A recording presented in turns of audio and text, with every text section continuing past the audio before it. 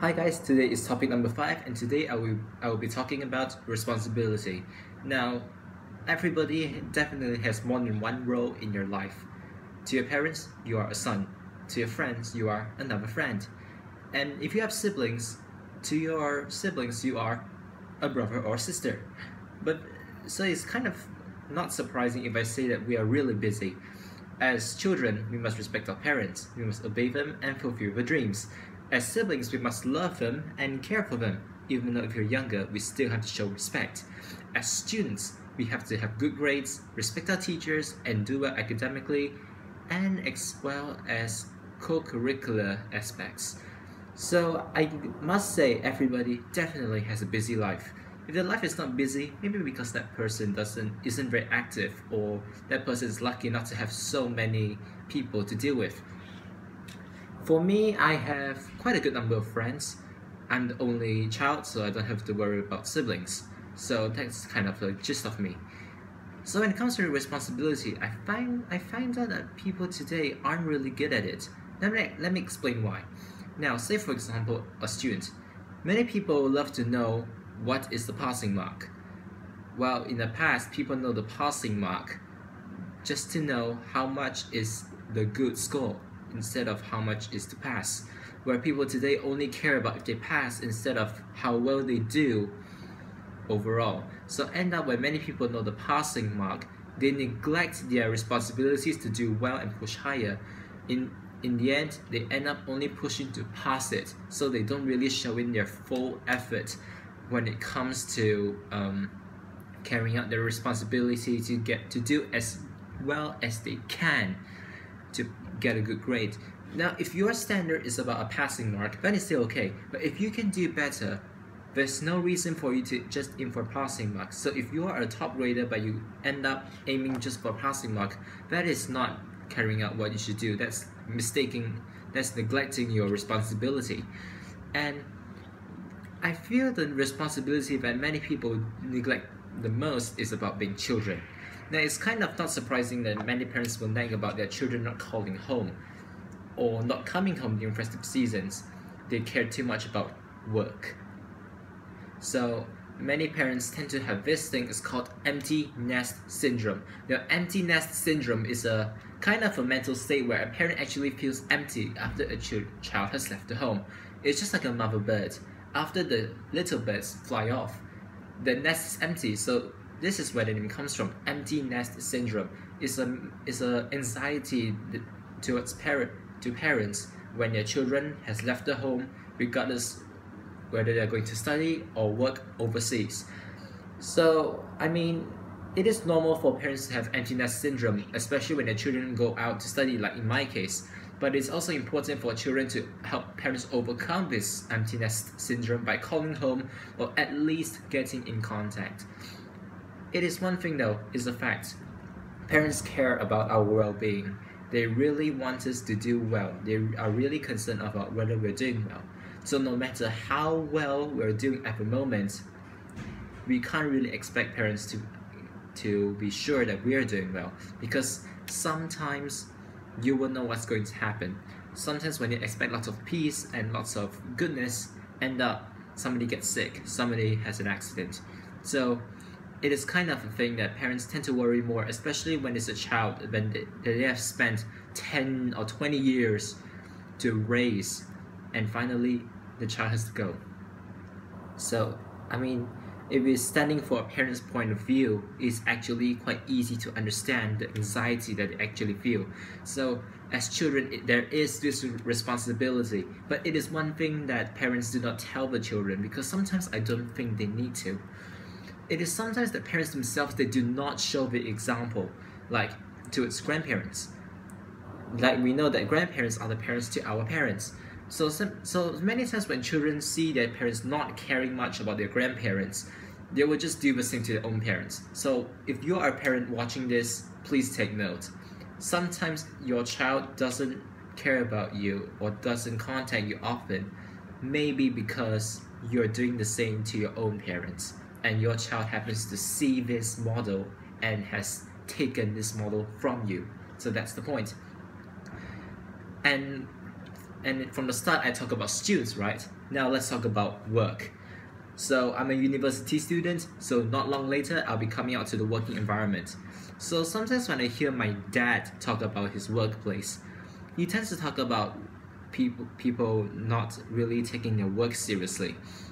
Some, Sometimes there are people who are boss pleasers, leg huggers, like many haters will often say, which is these people, they'll do a lot of things in front of the boss to show the boss this person is a hard working bull.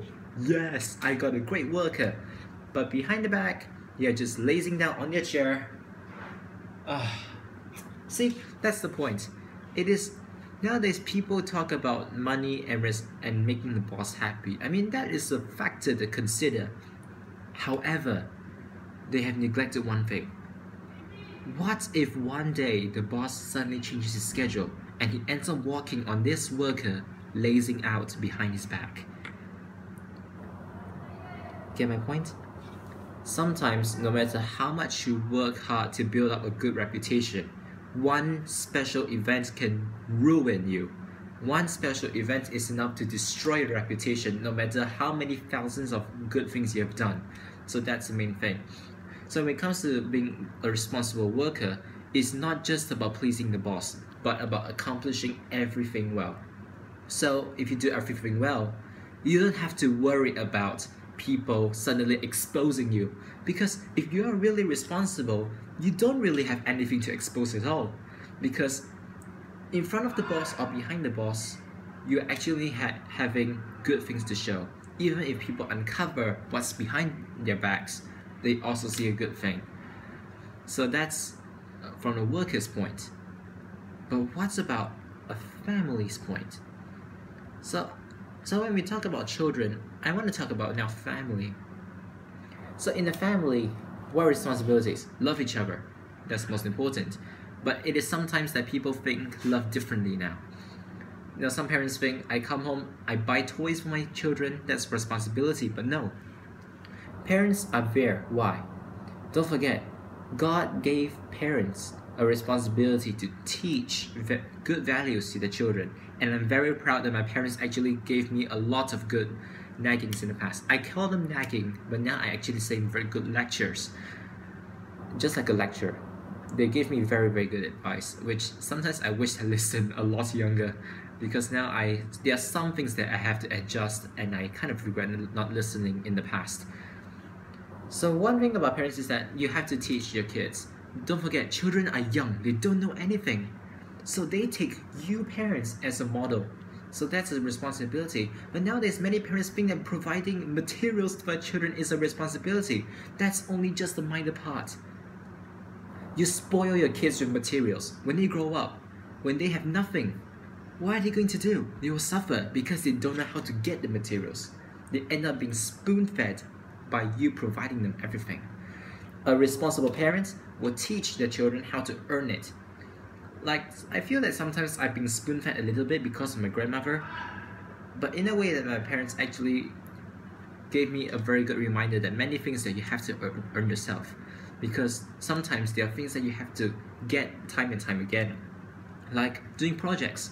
Sometimes projects can be repetitive. So if you keep relying on people spoon-feeding you things, you don't know how to do the project. So one day when you're on your own doing that project, you'll suffer. So I kind of get the point on why spoon-feeding is not a good thing. Because you only know how to receive. You don't know how to get it. And you don't know how to give. So that kind of molds out a greedy person. And not to talk too much about parents, let me go back to children on a little bit of a fit-in. Now, I talked about children getting in communication with their parents, but I fear sometimes children also have a responsibility to not expect too much from parents. We must understand, in the modern society, our parents work very, very hard. We spend a few dollars in just one purchase, but your parents have to work hours to earn back that money. So you can see why I'm saying this. Actually, if you help your parents save some of the money, you're actually being responsible. I kind of feel that. So sometimes my parents ask me why do you not want to buy things? Because sometimes when I feel that if I waste too much of my parents' money, I'm actually not being responsible. But I'm not saying I'm very responsible. I'm just saying I'm trying to do my part. I've got lots to improve. Seriously, I've got lots of things to improve. But when it comes to being responsible and in this aspect, I feel I've done it. But there's more I could have done. Many times I call back home just once a week where I could have done it at least once every 2 or 3 days. So that's the part I should have improved. And another thing about children is to, try to accomplish what your parents ask you to do. Not everything. Like, don't do the wrong things, that's logic. But if it's like asking you to do more chores, it's actually a good thing. There are people who come out to live on their own and their apartments end up being a haystack because they don't know how to clean up after themselves. So sometimes when your parents are asking you to do chores, they're actually training you how to keep up with your own hygiene. So one day when you come out, you have your own family, then you have a clean house. Don't forget, one day when you grow up and you live on your own, there's nobody going to help you clean up. It's you who's going to clean up on yourself.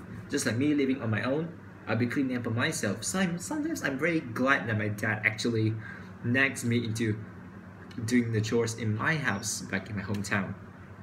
So that's the idea. So if I want to sum up today about responsibility, is to always try to do your part. Don't overuse the word "I tried my best." Don't. If you already tried, you suffer a bit, that's okay.